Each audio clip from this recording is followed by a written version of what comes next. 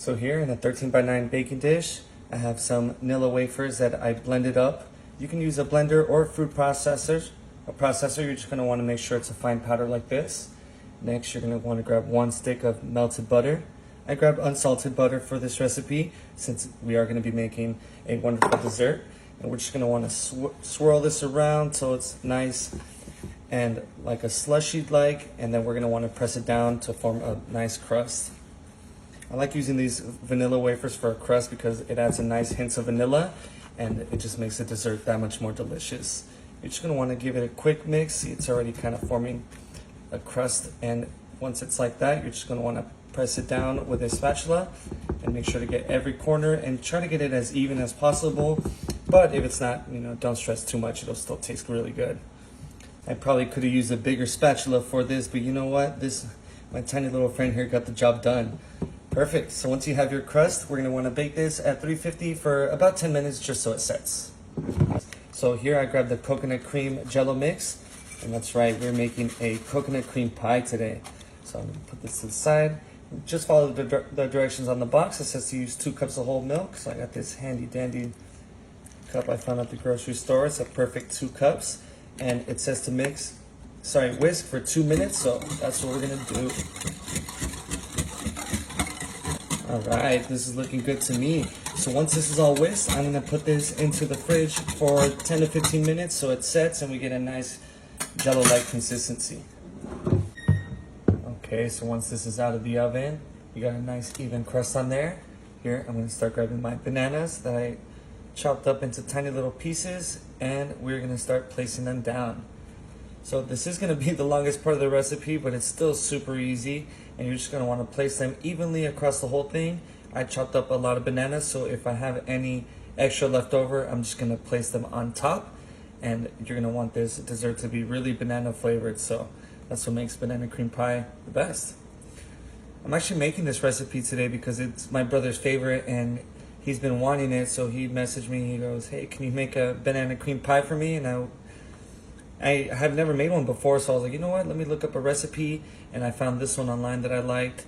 I just changed the crust. It was a regular graham cracker crust, but I changed it to a vanilla wafer because I thought that it would be a lot more tasty, and I just hope it turns out okay. It's looking really great already. The smell of the vanilla wafer crust is really, really nice, so we're almost done here. Just a few more bananas to go, and like I said, just place these evenly. You can use as much or as little bananas as you like, but I promise you, you're gonna wanna use a lot. So let's place these last few in here, and we're gonna be getting ready for the next step. Just 1, 2, 3. You know what? I have room for one more row. Let's really pack this in here.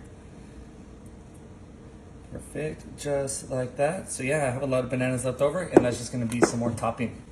Perfect. So now once this jello mixture is set, I'm just gonna wanna grab a spatula, and we're just gonna start spooning this over. You know what? We can just pour it. Nice. Perfect. Just grab a rubber spatula, make sure to get every last little bit of this, and then we're just gonna wanna smooth it over and make sure it's nice and evenly incorporated over everything. Just do it like that. All right. Beautiful. This is looking so good already. I'm so excited for this. So I'm just gonna make sure to get every last little crevice. Perfect. So let's move this to the side, and here I'm grabbing some Cool Whip whipped cream topping, and this is gonna go directly on top. I'm just gonna use the rest of this and dump it right in there. Make sure to get every last little bit. You don't want any waste. So yeah, this dessert is perfect for summer because it's nice and refreshing, and I really love bananas, so I'm definitely looking forward to eating this. Get last every little bit, and it's the same thing as with the pudding mixture. You're just gonna want to slightly smooth it over. Make sure to get a nice even coating. And this is looking so good already, you guys, and it was super fast and super simple. Let's make sure to get every last little bit. And you know what? That looks good to me, so I'm just gonna give it one last little spoon over. All right. Oh, there's a little bit more on this side. Okay. Perfect. All right, so I'm gonna use some more of these bananas, and I'm just gonna kind of dump them over like that. Yeah. So once you have your bananas on top, this is gonna wanna go into the fridge again so it sets nice and evenly, and to make sure that it's firm so you can, take it out and get nice bites. So I'm just gonna use the rest of this banana, and this is perfect. This is gonna go into the fridge until everything sets. Yum. So I left this in the fridge for about 20 minutes, and it looks like everything is set, and I'm just gonna use a knife and very carefully cut myself a piece.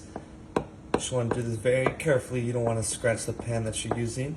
I'm just gonna cut a big corner piece for myself. Make sure to get a lot of the bananas in there.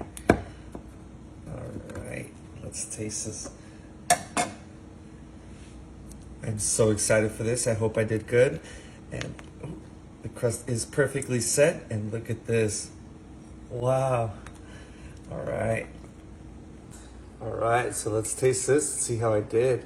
Make sure to get a bite of every one of these ingredients. I'll grab some extra of this whipped cream topping. Let's try it.